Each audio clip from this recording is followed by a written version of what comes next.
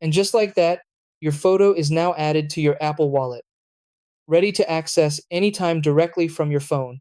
Once it appears in the Wallet app, you can view it whenever you need, without searching through your gallery. To make this work, you'll need a simple third-party app. Open the App Store and search for Card Manager.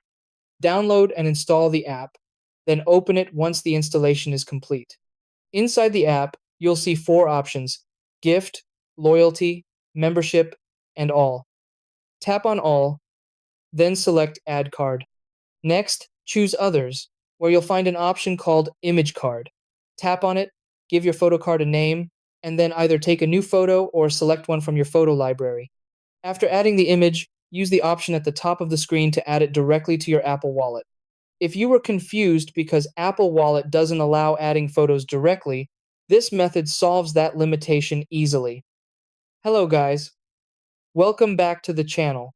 Here we share simple tech solutions that actually work.